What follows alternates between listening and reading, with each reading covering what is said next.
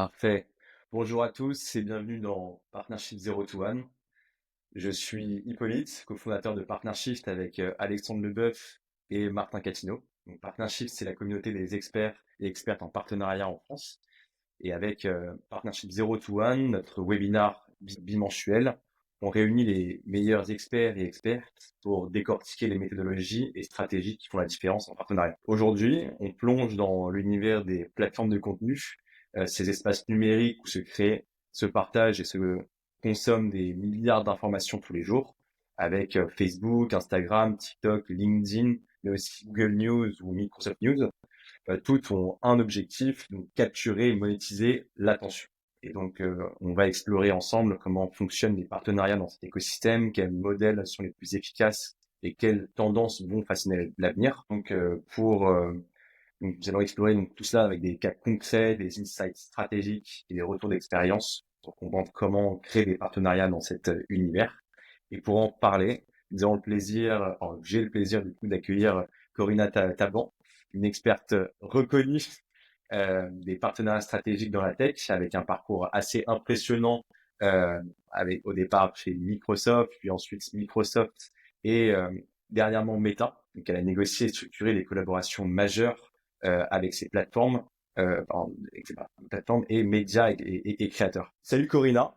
Hello. Merci beaucoup de prendre le temps pour qu'on puisse échanger ensemble sur cette thématique et merci d'avoir aidé à préparer ce webinaire et surtout très content qu'on puisse décortiquer ce sujet ensemble. Peut-être pour commencer, est-ce que tu pourrais te présenter avec un focus partenariat et nous parler aussi d'ailleurs de ton activité actuelle? Yes. Merci pour l'invitation, Hippolyte, déjà, et la communauté Partnership. Bonjour à tous. Moi, c'est Corinna. Je travaille en business development et partenariat. J'ai commencé ma carrière chez Ubisoft, où je négociais des contrats avec les producteurs de hardware pour le gaming, où on faisait des bundles entre les jeux et du gaming. Et après, on faisait des campagnes de co-marketing et communication ensemble. Et ensuite, le vrai tremplin dans ma carrière est venu quand je suis allée chez Microsoft, où j'étais en charge de business development pour Microsoft News France à la base. Et par la suite, j'ai pas mal agrandi mon périmètre puisque j'ai pris en charge Bing, le business development pour Bing France, à Microsoft News en Belgique. Puis j'ai fait des ouvertures de marché en République tchèque, Hongrie et Afrique francophone pour Microsoft News. Et après 4 ans, je suis partie chez Meta pour négocier toujours des licences, beaucoup dans cet univers de contenu aussi, avec des médias, mais aussi avec des créateurs du contenu, third-party fact-checkers, donc ceux qui vérifient que les informations sont correctes. Et puis on va en parler par la suite, mais j'ai négocié aussi des partenariats avec les médias pour tout ce qui était directive européenne pour le droit voisin et le droit d'auteur. Et aujourd'hui, je suis en train de finaliser bientôt, j'espère, un doctorat en sciences de gestion avec Grenoble École du Management. Et ma thèse se concentre sur les femmes qui travaillent dans les gros groupes de la tech. Ok, très clair. Merci pour cette intro. Du coup, tu me disais quand on préparait ce webinaire, tu allais organiser un TEDx, c'est ça, du coup, sur le sujet du coup de la thèse. Tu peux un peu en parler ou pas? Je vais en parler très rapidement sans spoiler. Donc, je vais faire un TEDx dans 2 semaines. Euh, et j'ai très hâte. Et c'est plus ou moins sur le sujet de ma thèse, puisque je regarde beaucoup le comportement organisationnel pour ma thèse, alors que là, ça reste sur des postulats sur la parité, mais c'est plus une discussion générale sur comment les hommes et les femmes puissent collaborer d'une manière plus apaisée pour faire avancer la parité ensemble. Ok, trop cool. Bah, hâte de suivre, du coup, de suivre ce TEDx. On pourra le revoir, j'imagine, en ligne ou tu communiqueras peut-être sur LinkedIn. Je partagerai tout dès que j'ai un lien. Yes, bah écoute, avec plaisir du coup pour suivre ce TEDx, c'est super intéressant. Et c'est parti, abordons peut-être notre sujet du coup sur les plateformes de contenu. Déjà, pour débuter, ce serait intéressant peut-être de définir qu'est-ce qu'une plateforme de contenu. Euh, Écoute, je te laisse la parole. Alors, ce que j'appelle une plateforme de contenu, c'est un espace numérique où les gens vont arriver dans un premier temps pour consommer du contenu. Donc là, je pense plus aux plateformes de news, d'actualité, donc Microsoft News, Google News, Yahoo News, tous ces endroits-là. Et dans un deuxième temps, un espace où les gens vont venir, donc plus réseaux sociaux, où les gens vont venir pour consommer du contenu, mais aussi pour en créer, pour interagir avec, pour interagir d'autres gens. Et là, je pense plus à des Facebook, Instagram, LinkedIn, TikTok et toutes ces plateformes-là. Ok, très clair. Et pour comprendre quel est l'objectif et la stratégie du coup de ces plateformes aujourd'hui, c'est quoi leur business? Alors, on est dans le business de l'attention. On vend de l'infotainment, donc c'est de l'information et de divertissement à la fois. Et puis l'objectif est que les utilisateurs trouvent leur compte et donc restent dans cet écosystème le plus de temps possible et qu'ils consomment de contenu. Il y a une étude de Microsoft qui dit que notre temps d'attention, donc l'attention span, est aujourd'hui de 8 secondes. Et ça, je sais pas si vous l'imaginez, mais c'est moins qu'un poisson rouge qui a un temps d'attention de 9 secondes. Ce qui veut dire que pour que les gens restent dans cet écosystème et qu'ils arrivent à regarder un contenu pendant ces 8 secondes-là, il faut attraper leur attention dans 1 à 3 secondes. Ça peut varier d'une manière marginale de plateforme à plateforme, mais globalement, c'est ça, hein, c'est ça. Et donc, comme quasi tous les sites internet, ces plateformes-là, elles survivent, entre guillemets, en monétisant avec des pubs, des annonceurs, etc. Donc, c'est pas nécessairement différent d'un site normal, d'un site lambda. La différence, c'est le gros flux d'utilisateurs qui passent sur cette plateforme-là. Facebook a dépassé les 3 milliards d'utilisateurs actifs mensuels. Il y a YouTube qui est à 2,5 milliards. Il y a Instagram qui est à 2 milliards. TikTok qui est à 1,6. Beaucoup de gens. Ce qui veut dire généralement beaucoup d'argent aussi. Déjà, il faut savoir que le marché de la pub digitale globalement est très grand. Au niveau global, il est je pense que c'était 740 milliards de dollars en 2024, en croissance de 2023 de 9%. On attend qu'en 2027, il sera un trillion. Donc, c'est immense. Comme vous pouvez imaginer, ces plateformes-là, elles prennent beaucoup, beaucoup de place dans ces marchés-là. Et puis, même si on regarde juste la part du marché des réseaux sociaux, elle est à plus de 230 milliards dollars aujourd'hui. Ok, très clair. Bon, on s'en doute, mais c'est immense comme secteur et comme marché plutôt. Et en fait, c'est surtout trusté par Meta avec TikTok et Google avec YouTube, quoi.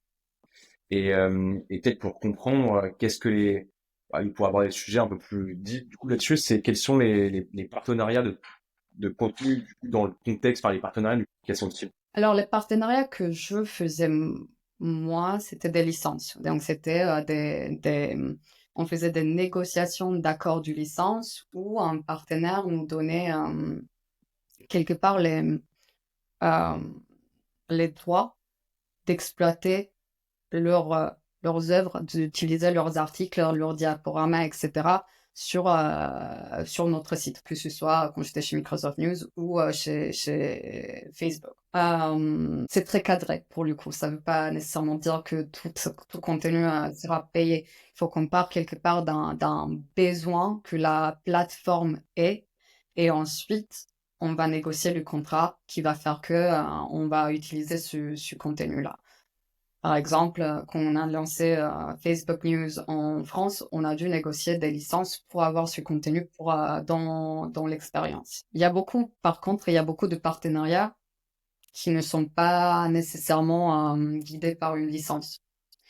Je pense notamment à des partenariats avec des créateurs du contenu qui vont avoir, et ça c'est spécifique pour les plateformes réseaux sociaux, qui vont avoir un partnership manager qui va les accompagner, qui va répondre à leurs questions, qui va leur donner des informations sur les algorithmes, sur ce qui est important, sur ce qui change. Et c'est des partenariats qui sont assez proches, qui sont pas nécessairement rémunérés, mais c'est quelque part de gagnant-gagnant sur ce qui se passe sur la plateforme pour que les créateurs du contenu puissent créer du contenu qui est relevant pour les utilisateurs de la plateforme et pour leurs followers aussi. Et ça, c'est spécifiquement, c'était pas moi qui gérais, mais c'était des gens très sympathiques que je côtoyais de très près. Ok. Très clair. Et de ce que je comprends, donc il y a les types en fait de partenaires. Donc ce sont des personnes du coup qui vont elles apporter du coup qui vont créer du coup du contenu pour enrichir la plateforme. Donc peut-être pour comprendre qui sont un peu plus ces partenaires. Donc tu parlais tu parles effectivement qu'il y a il y a des créateurs de contenu et notamment des médias, c'est ça? Oui, oui, oui, je vais essayer d'être assez précise en général quand je vais m'exprimer, même si les médias, très souvent, tu peux finalement, elles sont des créateurs de contenu aussi. Euh, pour, pour les plateformes du news d'actualité, ça va être plus simple puisque les partenaires, c'est souvent les médias et les journaux qui partagent leurs articles, leur contenu déjà existant, donc vidéos, diaporames, etc., qui va être agrégé sur cette plateforme du news. Et en plus, tu vas avoir des partenaires qui vont être des partenaires monétisation, que ce soit des agences du marketing digital, des annonceurs ou des partenaires d'affiliation. Mais grosso modo, c'est ça l'écosystème.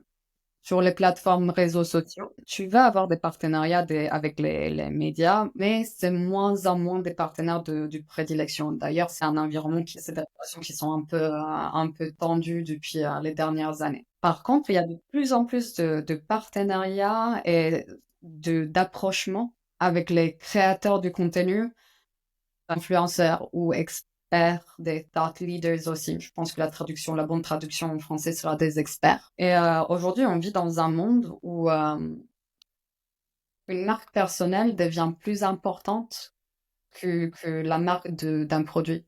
Et je peux inclure ici aussi les médias. Et si on regarde par exemple juste niveau following, Elon Musk, on l'aime, on l'aime pas, c'est pas le sujet. Aujourd'hui, il a plus de followers que la NASA. Richard Branson, qui a créé Virgin, il a plus de followers que Virgin. Et puis, si tu prends Taylor Swift, elle doit avoir plus de followers que tout le monde. C'est clair. Et c'est ça les partenariats principaux. Moi, j'ai travaillé aussi sur des partenariats de third-party fact-checking, par exemple. Donc, ce que Mark Zuckerberg a éliminé assez récemment, c'est les entreprises qui checkaient que les informations soient justes. Et puis d'autres, il y avait toujours dans le même univers. On travaillait à un moment donné aussi avec des entreprises qui avaient des données des élections en direct. Donc, on pouvait faire des, des, euh, des expériences liées à ce genre de choses. Donc, ça restait dans dans l'univers du contenu, même si c'était un peu différent. Et puis, il y a aussi, sur les plateformes, il y a aussi la musique qui est très important. Il y a des accords. C'était dans mon équipe élargie, mais je ne connais pas si bien que ça le sujet. En fait, de ce que tu dis, il y a beaucoup du coup de typologies sur soit la création, soit sur des modules pour enrichir du coup la plateforme, comme tu dis, notamment sur le fact-checking, bon, qui malheureusement du coup n'existe pas, enfin n'existe plus, pardon, en tout cas chez Meta, euh, et c'est très clair. Euh, et donc tu parlais aussi du coup des d'une typologie, c'est-à-dire qu'il y en a, c'est vraiment pour créer du coup de la valeur, et d'autres c'est quoi? Il y a du sponsoring, c'est ça? Donc tu peux donc il y a des typologies de partenariats, donc j'imagine avec notamment du coup les créateurs de contenu, où on est plus sur sponsoriser ouais, ces créateurs du coup pour qu'ils apportent de la valeur à la plateforme, c'est ça? Alors, très important, il y a du sponsoring, mais c'est pas entre la plateforme et le créateur. Le sponsoring, c'est quand une marque paye un influenceur, par exemple, pour créer du contenu, de pub pour cette marque-là. Et dans ce cas-là, c'est très réglementé légalement, donc ils doivent normalement ils doivent déclarer que c'était de la publicité. Donc, dans le contexte des plateformes, c'est ça le sponsoring. Et je dirais même que peut-être c'est plus proche de la co-création, ce que nous on faisait dans mon domaine, même si bon, il y a beaucoup de nuances dans le sens où il y a les deux parties qui apportent quelque chose pour qu'à la fin ça donne un tout et ça donne une expérience ou ça donne du contenu enrichi. Mais en fait, nous, quand on faisait des deals, on avait besoin de quelque chose de très spécifique. Donc, il y avait des spécificités sur ce qu'il nous faut, quand, comment. Et puis, le partenaire, il apportait son contenu, souvent qui était déjà existant, qu'il utilisait sur ses propriétaires à lui, sur son site, etc. Ou alors, s'il le crée directement pour nous, c'était jamais de l'exclusivité. Donc, c'était du contenu que le créateur, média ou influenceur, souvent média dans ces cas-là, pouvait utiliser sur d'autres plateformes. D'accord, ok. C'est la raison pour laquelle, en fait, ils sont sur plusieurs plateformes, ils sont pas attachés à une seule plateforme. Et est-ce qu'il y a des partenariats où il y a des choses, du coup, qui se font directement entre plateforme et créateur, ou c'est plus, du coup, la plateforme crée, du coup, un environnement où eux, ils vont s'y mettre et enfin, du coup, créer, du coup, leur contenu. Enfin, déjà, ma question, ouais, enfin, pour spécifier, est-ce qu'il y a des relations entre ce que je vois bien entre médias et les plateformes, mais est-ce qu'il y a des relations entre créateurs de contenu et les plateformes? Oui, donc ça peut être dans le sens où je te parlais avant, où les créateurs sont en contact avec un partnership manager qui les accompagne et qui les aide sans nécessairement les rémunérer et qui crée aussi des événements pour eux, pour qu'ils se rencontrent entre créateurs. C'est une communauté qui est assez bien accompagnée et très animée. Mais tu peux avoir effectivement des contrats de licence avec des créateurs si le créateur produit quelque chose pour une campagne ponctuelle. Je te donne un exemple. On voulait sortir à un moment donné sur Instagram une fonctionnalité NFT. Et donc, pour cette fonctionnalité NFT, on a fait des contrats très ponctuels avec des créateurs d'NFT pour qu'ils mettent en valeur leur NFT pendant une période donnée pour montrer cette fonctionnalité-là. Bon, cette fonctionnalité-là, elle a eu la durée de la campagne. Mais c'est pas important. C'est juste pour exemplifier le fait que oui, c'est possible, mais je reviens à l'idée de besoin. Il faut que ça réponde à un besoin produit ponctuel. Ok, très clair. Ça me laisse aller vers la suite de quels sont les principaux avantages entre les deux parties, du coup, enfin, quels sont les principaux avantages, ouais, du coup, pour créer, du coup, un partenariat, du coup, réussi entre les deux parties, donc, plateforme d'un côté et les médias, d'aujourd'hui, du coup, de l'autre. Et pourquoi, en fait, ces partenariats, du coup, sont cruciaux. Alors, cruciaux, je pense qu'on peut parler d'un partenariat crucial juste quand euh, la plateforme ou le produit en dépend. Si je prends une plateforme du news, que ce soit Microsoft ou Yahoo ou autre, en fait, s'il n'y a pas ces partenaires-là, vu que les entreprises, je vais parler du Microsoft parce que c'est ce que je connais, vu que Microsoft ne crée pas nécessairement de contenu, si les partenaires disparaissent, la plateforme disparaît. Bon, après, c'est une question aussi de diversité parce que si on a beaucoup, tu peux les remplacer. Mais si tous les partenaires disparaissaient de jour au lendemain, il y aurait plus de produits. Après, sur les réseaux sociaux, je pense pas que les partenariats soient cruciaux. C'est-à-dire que la plateforme, elle va continuer à exister, même si les partenariats disparaissent. Par contre, ça peut être une question de avantage compétitif. Avantage compétitif dans le sens où tu as besoin, enfin, tu as envie que ces gens postent, tu as envie d'un certain type de contenu, tu as envie de faire évoluer ta plateforme pour que les gens continuent à venir, ils ne partent pas chez quelqu'un d'autre. Et après, tu as d'autres types de partenariats qui, je pense, sont arrivés au fur et à mesure. C'est pas la vraie nomenclature, hein, c'est moi qui vais les définir comme ça.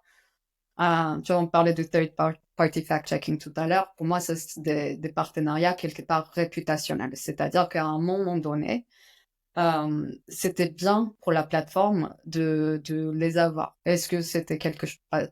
par des convictions, par des vraies convictions ou parce que c'est ce qui était attendu par le public, ça je saurais pas te dire. Mais la réputation de la plateforme, quelque part, on dépendait d'une façon ou d'une autre. Bon, aujourd'hui, c'est plus le cas, mais puisque le discours change aussi. Après, tu vas avoir des partenariats diplomatiques. Tous les partenariats Facebook News autour du monde où on a eu l'expérience, c'était des partenariats, si tu veux, diplomatiques. C'est-à-dire que c'était pour que les médias soient contents et pour que les relations restent bonnes. Ça n'a pas marché. Et en tout cas, en Europe, ça s'est transformé plus en partenariat obligatoire, plus ou moins, dans le sens où il y a eu cette directive-là qui disait que les plateformes, qu'elles soient d'accord ou pas, elles sont obligées de négocier avec les détenteurs du droit au risque de devoir payer beaucoup d'argent en justice si elles le font pas. Bah, du coup, ces partenariats diplomatiques, maintenant, les plateformes sont obligées d'avoir ces discussions là.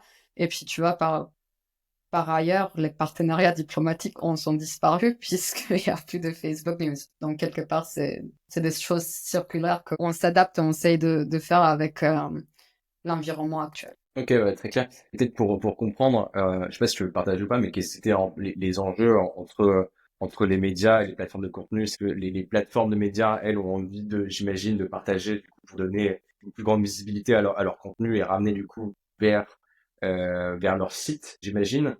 Sauf que du coup, j'imagine que de l'autre côté, les plateformes de contenu, elles, voulaient que les médias postent, j'imagine, sur la plateforme et qu'en fait l'utilisateur reste sur la plateforme. C'est ça l'enjeu ou... Alors, non, et tu fais très bien de demander parce que je pense que je suis un peu partie avec l'idée que tout le monde comprenait ce que c'est alors que pas du tout. Non, en fait, le postulat des médias était que les plateformes s'enrichissent quelque part sur leur dos, que les plateformes font de l'argent sur leur dos et donc les plateformes leur doivent de l'argent pour ça. Et puis, donc, les plateformes ont dit, enfin, les médias ont dit, bah, le contenu qui est sur le site, en fait, il faut nous payer pour. Bon, je rentre pas nécessairement dans la philosophie de est-ce que ça a de sens ou pas et de l'opinion personnelle, mais c'était ça l'idée. Et donc, la Commission européenne a dit, OK, les plateformes, vous êtes obligés de négocier avec les médias. Et il y a eu donc ces longues discussions pendant très longtemps, des relations un peu belligérantes, disons. Google ont payé 750 millions d'euros en prunes pour ces sujets-là. Ouais, c'était des sujets assez sensibles, alors très stimulants d'un point de vue intellectuel, et pas nécessairement toujours facile à gérer. Tu m'étonnes. Ok. C'est super intéressant, effectivement, de succinct. Peut-être pour recentraliser les choses, et si on passe peut-être d'un côté sur un côté stratégique, peut-être, qu'est-ce que tu peux nous expliquer concrètement comment ça se passe du coup, du côté de la plateforme pour monter un partenariat? Quelles sont les étapes? J'imagine que c'est des choses qui sont quand même assez structurantes et qui mettent, j'imagine, beaucoup de personnes du coup dans la boucle. Il y a toujours beaucoup de personnes dans la boucle. Comme je te disais tout à l'heure, ça part toujours d'un besoin. C'est-à-dire qu'on veut soit mettre en avant une certaine fonctionnalité, soit il y a une nouvelle expérience qui arrive. C'est toujours c'est toujours connecté à un projet, à un besoin spécifique lié au produit. Comme par exemple les NFT, c'est ça, avec un besoin de créer quelque chose de nouveau et Exactement. C'était l'idée euh, à ce moment-là, les circonstances peuvent changer. C'est-à-dire que la direction stratégique a changé.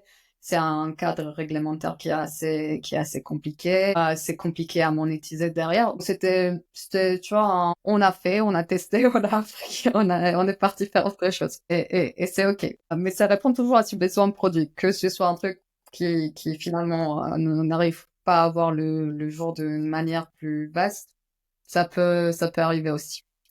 Et une fois qu'on a le besoin produit, on se met d'accord sur qu'est-ce qu'on veut faire, quels sont les besoins, qui sont les gens qui sont impliqués, qui sont les potentiels partenaires, etc.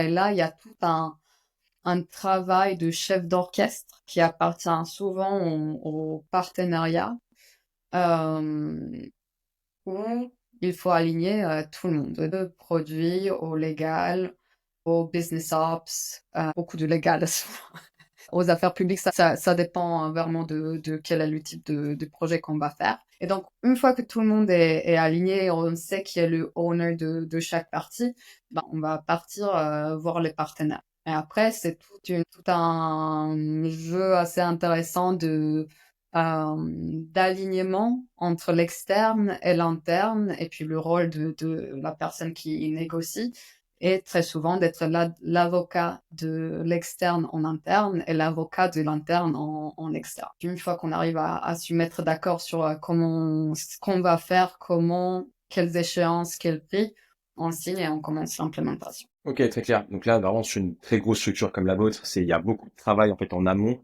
d'identification, comme je disais, donc besoin de produits. Tiens, en fait, il faut qu'on ait telle chose en third party, ou il faudrait qu'on ait, enfin, on a telle problématique. Dans ces cas-là, on commence à faire notre mapping et le travail en interne de se dire quelles sont, du coup, les solutions, qu'on pourrait aller chercher. Vous faites toute votre stratégie. Et ensuite, directement, de manière ultra ciblée, ultra travaillée, vous allez voir du coup les partenaires et négocier. J'imagine que vous avez aussi une énorme force de frappe quand tu t'appelles quand tu t'appelles Google, Microsoft, Meta. C'est très simple de pouvoir aller toquer à la porte d'une entreprise et leur dire voilà, on a tel besoin, voici du coup comment est-ce qu'on voit les choses. Euh, Est-ce que c'est un go ou no go quoi? Alors, je pense que la première partie est toujours très facile de réussir avoir le contact et de se mettre à la table des introductions. Ce que moi j'ai trouvé toujours compliqué, c'est que justement les gens sont presque frileux cette force du frappe. C'est-à-dire que vous êtes grand, et alors on a toujours peur que vous nous la fassiez à l'inverse. Ça, c'est toujours un peu touchy et compliqué à naviguer puisque les intentions ne sont jamais mauvaises. Donc, il y a toute cette partie de, non, mais en fait, pour les biens, c'est plus facile quand on négocie, quand on s'est content une troisième, quatrième fois, avec les mêmes personnes, avec les mêmes entreprises parce qu'ils nous connaissent et ils savent qu'on a des bonnes intentions. En tout cas, qu'on n'a pas des mauvaises intentions. Mais la première fois, c'est toujours un peu délicat. Ah. Et ça, du coup, ouais, bien sûr, je comprends, il y a un enjeu de confiance, puisque à la fois, je dirais si je devais prendre deux extrêmes, quand tu es une petite entreprise et que tu vas chercher un partenariat, il y a une confiance de est-ce que l'entreprise va pouvoir, de l'autre côté, va se poser des questions sur est-ce que l'entreprise va délivrer, est-ce qu'elle est suffisamment solide du coup, pour créer un partenariat, etc. Est-ce qu'elle est, je dirais, elle est assez mature. Oui. Et de l'autre, pour vous, l'enjeu, c'est de se dire est-ce que cette démarche est négative, belliqueuse ou avec un gros rapport de force d'essayer de nous voler quelque chose, enfin, j'imagine de se dire de nous voler quelque chose, ou essayer de récupérer de la data, ou essayer de nous extraire du coup de l'argent, ou de leur tordre le cou sur quelque chose. C'est C'est le truc de s'il y a un problème, qui va gagner? Est-ce que c'est la grosse boîte avec beaucoup d'argent? Mais en fait, l'idée, c'est de collaborer et de créer quelque chose de sympa ensemble, pas nécessairement d'avoir des discussions contradictoires ou de piéger quelqu'un. J'avais un chef très intelligent chez Microsoft qui disait il faut jamais piéger quelqu'un dans un partenariat, ça va mal se passer. c'est clair. Cet enjeu, il revient toujours, c'est vraiment au centre. En fait, le succès en partenariat, c'est installer un climat de confiance, peu importe la taille, peu importe enfin, peu importe la taille de l'entreprise, peu importe le deal, peu importe tout. C'est clé pour pouvoir réussir, c'est créer du coup de la confiance. Et peut-être, peut-être du coup, pour continuer, quels sont les modèles de partenariat, quels sont les modèles économiques et actions que tu as pu tester donc selon les contextes, en partenariat du côté, enfin, chez Meta ou chez Microsoft. Je vais te faire ça très high level puisqu'il y a beaucoup de questions de confidentialité. Mais grosso modo, si tu peux lier le contenu directement à une monétisation, Et en plus, si c'est un partenariat pérenne, le plus facile, c'est de faire de partage du revenu. Par contre, si tu veux pas lier le contenu directement à une monétisation, qui peut être, souvent le cas, après ça va être souvent des fees qui sont fixes, soit par mois, soit si c'est une Ego one shot, ça va être par contenu, par exemple. Et là, il faut faire des calculs et des propositions sur des business models qui sont basés sur, qui sont ancrés dans le monde réel, dans la donnée concrète. Ça peut être des impressions du CPM, les projections, des campagnes historiques sur le même genre de produits ou pas de produits, plutôt de projets ou de campagnes. Ok, très clair. Et ça, quels sont toi, les facteurs clés que tu as identifiés, les facteurs décisifs qui démontrent que voilà, qu'un partenariat du coup va réussir versus un partenariat du coup versus ton expérience du coup de partenariat du coup qui a échoué. Quels sont les facteurs clés? En général, tu vois, dans ce genre de boîte, ce que je remarque, c'est que tu vas pas avoir des très gros flops puisque tu as beaucoup de mécanismes de contrôle et de prévention qui sont mis en place. Donc, tu vas toujours travailler avec plein de fonctions internes. Donc, je reviens au légal, finance, BizOps et tous ces gens-là. Et c'est des gens qui sont très smart et qui ont beaucoup d'expertise dans leur domaine. Donc, en général, on se rattrape les uns les autres sur les potentielles bêtises qu'on pourrait faire. Donc, finalement, ça fonctionne comme un tout et ça se gère assez bien. Et puis, comme toutes les boîtes de tech, généralement, au-delà des plateformes ou pas, ça fonctionne souvent avec des expériences. C'est-à-dire que tu fais quelque chose, tu réitères, tu réitères, tu réitères et t'améliores jusqu'à ce que tu trouves quelque chose qui marche. Et puis, des fois, tu fais des expériences et ça marche pas. Et that's fine. Tu vois, c'est pas grave. Au moins, t'auras appris quelque chose. J'étais pas nécessairement en galère d'argent très souvent, donc si tu perds un peu d'argent, c'est pas non plus la fin du monde, c'est que tu auras gagné de la donnée qui t'aide à faire à prendre des décisions plus tard. Et tu parlais tout à l'heure de cette expérience NFT. Bah, ça n'a jamais vu le jour, mais puisque la stratégie avait changé, puisqu'il y avait tous ces facteurs-là qui faisaient que ça n'avait pas nécessairement de sens à ce moment-là. Mais au moins, on a généré de la donnée, on a essayé quelque chose et potentiellement, si un autre jour on voudra le refaire, why not? En Tu fait, ce que tu dis, c'est peu importe en fait si c'est quelque chose qui connaît un succès ou qui est soit en échec ou alors parlons pas forcément d'échec, mais qui n'aboutit pas aux objectifs fixés. En fait, tu captes l'information, c'est-à-dire que tu as un projet du coup qui n'a pas forcément abouti, tu captes du coup de l'aide d'expérience, c'est-à-dire d'avoir testé ça, et c'est quelque chose que tu vas pouvoir soit appliquer sur d'autres projets, soit mettre le projet en stand-by, par exemple comme les NFT, jusqu'au jour où ça arrêtes reviendra, pas. ça reviendra à la mode ou pas du tout, et dans ces cas-là, vous avez déjà les clés pour pouvoir vous lancer, quoi. Oui, tu génères bon, grosso modo, c'est ce que je voulais dire, c'est que je ne sais pas si je pourrais dire nécessairement que il y a des projets qui ont vraiment échoué. Il y a des choses qui après n'ont pas vu le jour et on a arrêté. Mais sinon, je trouve que c'est des gens qui travaillent très bien ensemble, qui font que euh, ça aboutit bien et il y a jamais jamais dire jamais, mais il y a jamais des très grosses bêtises que personne n'a attrapées qui passent. Bien sûr, bien sûr. Et est-ce que tu peux, peut-être, est-ce qu'on peut aborder un ou plusieurs exemples et décortiquer un partenariat dont tu es le plus fier ou qu'est-ce qui en a fait son succès? Alors, décortiquer, ça va être compliqué puisqu'il y a énormément de clauses de confidentialité.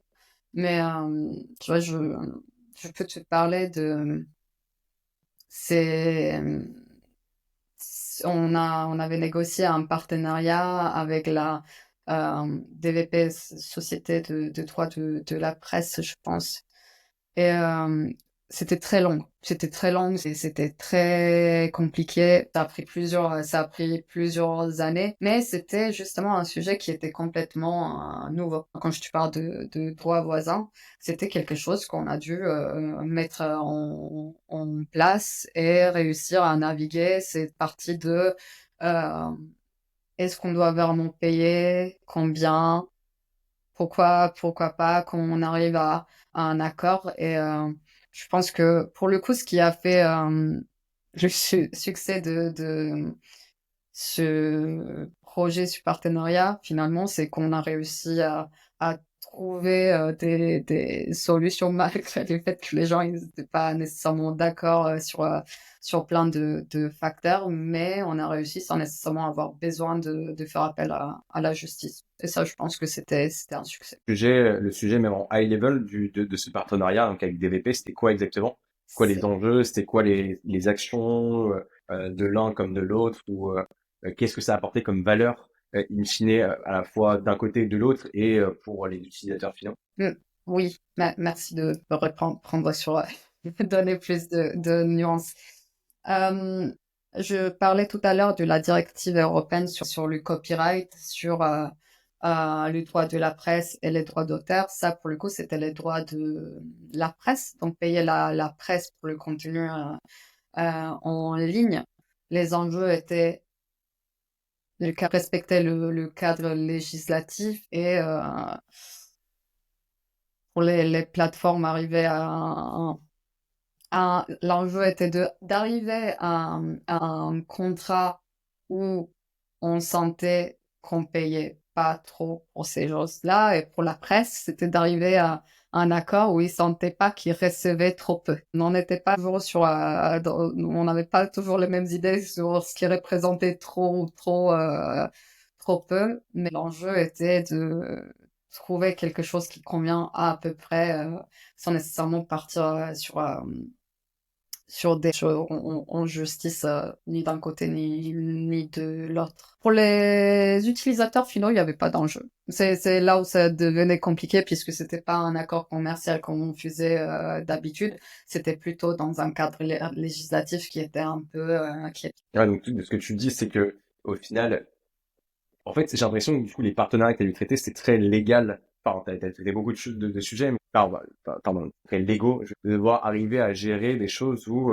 c'est plus des partenariats avec des gros enjeux stratégiques pour ces plateformes, d'arriver à la fois avoir du contenu pour rendre la plateforme attractive, finalement à engager du coup ces acteurs, mais tout en trouvant du coup un équilibre, parce que eux, j'imagine qu'ils voulaient avoir les utilisateurs sur leur site ou sur leur plateforme ou sur leurs applications. Sauf qu'en même temps, les utilisateurs, ils sont sur les plateformes du contenu, Facebook, Insta, etc. Donc il y a un enjeu de comment est-ce que eux diffusent du contenu, mais en fait pas suffisamment pour qu'ils soient ramenés du coup sur leur plateforme, que les plateformes souhaitent que les utilisateurs restent du coup sur la plateforme, et donc d'avoir, ça c'est je vais dire, un gros premier point, et deux, vous n'ayez pas à payer en fait pour les avoir. Donc c'était effectivement très stratégique ce que tu as pu gérer euh, euh, du coup sur ces expériences Meta et Microsoft. Euh, Bon, en tout cas, sur cet enjeu. oui, Et, alors pour le coup, il y a eu cette partie chez Meta qui était plus liée à la législation et au climat de, oui, de législation européenne. Sinon, c'était très souvent des accords commerciaux, pour le coup, qui certes avaient été stratégiques pour la plupart des fois. C'était pas juste de l'opérationnel. Et c'était le cas pour Microsoft aussi. Chez Microsoft, il n'y avait pas encore cette réglementation, du coup, j'avais échappé. et peut-être, et du coup, à l'inverse, quelles sont les erreurs les plus coûteuses que tu as pu observer même si tu disais qu'il n'y avait pas trop d'échecs, ou il n'y avait pas trop de gros flops, quels sont les échecs que toi, tu as pu observer à ton niveau? Comment les éviter et ce que t'en as appris? Après, pour rester dans le même registre, Google, ils ont dû payer beaucoup d'argent pour ce genre de sujet lié au droit de la presse. Et c'est après quelque part, ils avaient pris des positions qui étaient très fortes, ce que je trouve, pour le coup, d'un côté après, c'était assez coûteux parce que 750 millions d'euros, c'est beaucoup d'argent. Donc là, c'était, oui, c'est qu'on appelle ça une erreur ou pas, c'était en tout cas, c'était très coûteux. Comment l'éviter? Peut-être de oui, après, c'est des questions de stratégie. Des fois, tu testes des trucs, ça marche pas. C'est vrai que là, ça a coûté beaucoup d'argent, mais au moins, ils ont été forts sur leur position. Est-ce que ça, c'était notamment en Europe, non? Il y a eu la même chose il y a eu la Là, même c'est chose aux États-Unis ou à d'autres endroits ou pas du tout? Enfin, ça, c'est juste des questions personnelles. oui, non, mais ils essayent de mettre ça en place d'une façon ou d'une autre. C'est très fort. Ok, ouais, très clair. Peut-être du coup faire une petite pause. Je rappelle à tout le monde, n'hésitez pas, hein, si vous avez des questions à poser à Corina, mettez vos questions dans le chat et on y répondra en fin d'épisode, qui reste une quinzaine de minutes. Donc n'hésitez pas, il y a un temps qui est dédié pour ça. Du coup, peut-être pour la suite, comment toi tu mesures le succès d'un partenariat ou quels sont les KPIs que tu privilégies? J'avais, j'ai eu un partenaire allemand à un moment donné qui m'a dit que un partenariat est successful si chacune des 2 parties part un peu, frustrée, dégoûtée de la table de négociation et tant je trouve ça très drôle, tant je c'est pas du tout, quelque chose que enfin ça fait pas du tout partie de ma philosophie, de voir les choses. Pour moi, un partenariat qui est réussi, c'est un partenariat où on construit ensemble et déjà où les 2 parties se disent: «Ce partenariat m'apporte quelque chose», que ce soit d'incrémental ou d'exponentiel. Puis, un next step, c'est, les 2 parties ont envie de continuer de travailler ensemble et veulent optimiser ce partenariat. Donc, pour moi, ça se passe, sur est-ce qu'on a pris la meilleure décision? Est-ce que c'est le meilleur partenariat qu'on aurait fait? Et est-ce que ça apporte aux 2 parties, de la valeur? Et pour moi, ça, c'est le métrique, le plus important de succès d'un partenariat. Bon, après, je suis d'accord, ça peut arriver que les 2 parties partent un peu frustrées de la table de la négociation. On a quand même fait le partenariat. Bon, idéalement, il faut pas en avoir beaucoup des comme ça. Et s'il y a surtout un sujet, j'imagine, de communication, de bien poser quels sont les besoins de chacun, les attentes, les objectifs, du coup, les objectifs, du coup, qui vous tiennent à cœur.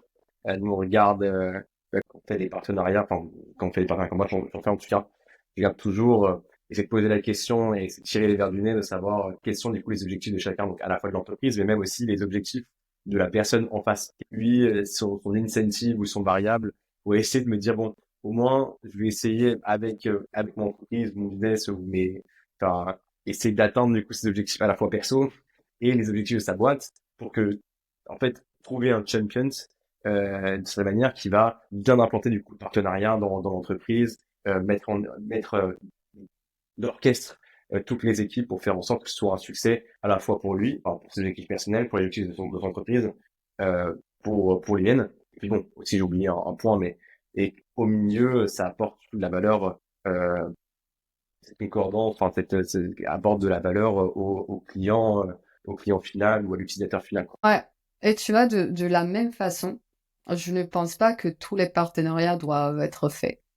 Je pense que des fois, tu peux, juste ne pas décider qu'il faut pas le faire. Il y a un truc en sociologie qui s'appelle, sunk cost fallacy. Donc, c'est les coûts des erreurs irrécupérables, en français. En fait, tu investis du temps et des ressources dans quelque chose et tu arrives à un point où, en fait, l'arrêter, ça veut dire que tu penses que tu as perdu, tout ce que tu as construit jusqu'ici. Sauf qu'en fait, sur ce chemin-là, même si c'est pas le bon, juste pour pas perdre ce que tu as déjà fait, avant, toutes les ressources que tu as investies avant. Et j'avais un partenaire en Belgique, j'étais chez Microsoft, à ce moment et c'était un partenariat, on essayait de les avoir depuis une dizaine d'années. Donc franchement, je pense que je m'abuse pas, quand je dis ça Et quand j'ai repris la Belgique, je les ai contactés et je me suis dit: «Bon, je vais y arriver de toute façon, j'essaye, on sait jamais». On a des discussions et à un moment donné, je vois qu'il y a moyen de faire un partenariat. Et là, on commence à avoir des discussions sérieuses, de plus en plus souvent, et cetera. J'étais super content que je vais avoir un partenaire qu'on essaie d'avoir depuis 10 ans. Là, quand il vient nous faire une proposition, ça n'avait aucun sens financièrement. Certes, j'étais dégoûtée, j'aurais pu continuer dans ce sens-là. Là, pour le coup, je pense que ça aurait été un partenariat échoué, mais il a fallu juste laisser tomber tous les efforts qui ont été investis là-dedans, puisque ça n'avait pas de sens. Et, dans ce, et je pense pas, des fois on insiste sur des partenariats, mais des fois, faut laisser tomber, hein. Des fois, ça n'a pas de sens, faut passer à autre chose. C'est pas grave. 100%, et on a ce biais psychologique, effectivement, de sunk cost, de se dire, finalement, on a tellement mis euh, auparavant, et on te dit psychologiquement, on a tellement investi qu'il faut que ça fonctionne. Ouais. Alors que la meilleure réponse à ça, c'est de se dire, si plus rapidement, en fait, on prend une décision à soit mettre en pause, soit arrêter, en fait, c'est la meilleure manière de moins dépenser, parce que tu cuts des dépenses que tu aurais continué pour absolument faire en sorte que ça fonctionne, alors que ça ne fonctionnera jamais. En fait, il faut arriver à avoir cet équilibre entre, j'imagine, bon sens d'un côté, rigueur aussi de l'autre. Certains vont continuer en disant ça va absolument fonctionner. Il faut pas, je pense, foncer tête baissée. Et je pense que pour certains, ils le voient sur un autre cadre, mais je le vois notamment je dirais sur des investissements. On peut investir et mettre beaucoup d'argent en dollar cost average, donc c'est ponctuellement la même somme. Euh, mais si en fait sur une valeur, si c'est sur une valeur du coup sur une entreprise par exemple cotée qui est vouée à l'échec, ça sert à rien du coup de mettre de l'argent. Donc d'un moment il vaut mieux sortir, prendre sa perte et en fait focaliser du coup ses ressources sur autre chose. Et dans le cas d'un partenariat, si ton partenaire en fait t'as beaucoup investi dedans, que au final te propose pas un bon partenariat qui va te rémunérer ou qui soit gagnant-gagnant, etc. Faut pas retravailler, enfin, pas rentrer et retravailler pour essayer de remettre du coup les choses dans la boucle, mais peut-être essayer de prioriser pour aller vers d'autres que tu sais qui sont des partenaires qui a du sens du coup pour ton entreprise, pour toi, pour lui, pour le client, et tu sais du coup qu'il y a de la volonté, il y a de la motivation, il y a du rythme qui est mis là-dedans, et c'est sur ça qu'il faut investir. Ouais, 100%. Je pense qu'on arrive à la fin de ce webinaire. On n'a pas eu de questions. Je sais pas s'il y a d'autres questions. S'il y a des questions du coup, mais peut-être est-ce que peut-être que t'as un peu un mot final à nous partager. Je sais pas si t'as une tendance du coup en tête sur cet écosystème de plateformes de contenu, de vision. Je sais que tu peux partager notamment le fait que le personal branding devenait de plus en plus fort, par exemple, et que c'était un peu la nouvelle tendance. Je sais pas si tu avais d'autres tendances en tête. Déjà sur cette partie de personal branding, je trouve ça quelque part assez chouette, tu vois, parce que philosophiquement, ça pas un peu les cartes. Par le passé, on avait les mêmes élites qu'on nous poussait en avant. Je trouve qu'avec ce développement des marques personnelles, pour le bon, hein, pour le mauvais, hein, mais c'est assez et moi je trouve ça assez chouette. Euh, je trouve que il y aura déjà de plus en plus de plateformes, de plus en plus niches. Euh, et on a vu, hein, il y a une vague, je pensais, ces dernières années. Il y a euh, Threads, Blue Sky, il y a Birio, et ça, c'est juste quelques-unes des grands. Mais je trouve que les gens, ils essayent de trouver des communautés qui sont de plus en plus adaptées et puis qui répondent aussi à leurs valeurs. On a vu ça avec les départs d'X, par exemple. Je pense qu'il y a eu beaucoup de départs récemment, potentiellement des plateformes de méta aussi. Donc, quelque part, les gens, ils essaient à se rapprocher. Ils mettent de leurs valeurs, ils comparent leurs valeurs avec ces plateformes-là et souvent avec leurs représentants, surtout quand c'est des images, des personnalités très, très fortes. Euh, il y aura de plus en plus de personnalisation. Pareil pour le bon comme pour le mauvais. Je pense qu'on On l'a vu ces dernières années. Tout est de plus en plus personnalisé. C'est aussi de plus en plus polarisant du coup. Mais je pense pas que ça va s'arrêter. Je pense qu'il y aura des agents AI qui vont être sur ces plateformes-là.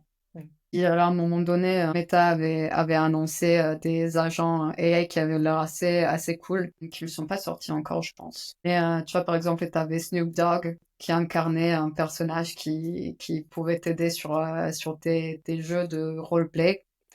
Sinon, tu sais, il y a des trucs où je suis pas nécessairement enfin, j'ai mes opinions, mais je pense que c'est intéressant aussi de voir ce qui va se passer. Toutes ces discussions entre la réglementation en Europe versus les gens des États-Unis et des autres boîtes aussi. Je suis curieuse où ça va nous mener, puisque je pense qu'il y a du bon et de mauvais dans les deux côtés. Je pense que c'est très bien de réguler.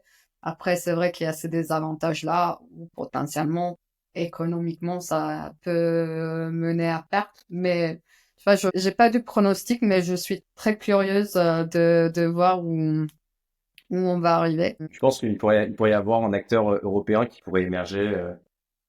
Comme tu disais, beaucoup de personnes quittent X avec les propos tenus du coup par Mark Zuckerberg.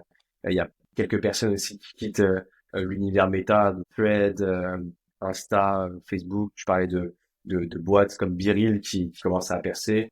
Il y a aussi les anciens de Zenly qui ont Zenly, une boîte qui a été rachetée du coup par Snapchat il y a quelques années. Et Snapchat a filé du coup la boîte et donc ils ont monté une nouvelle boîte qui s'appelle Bump.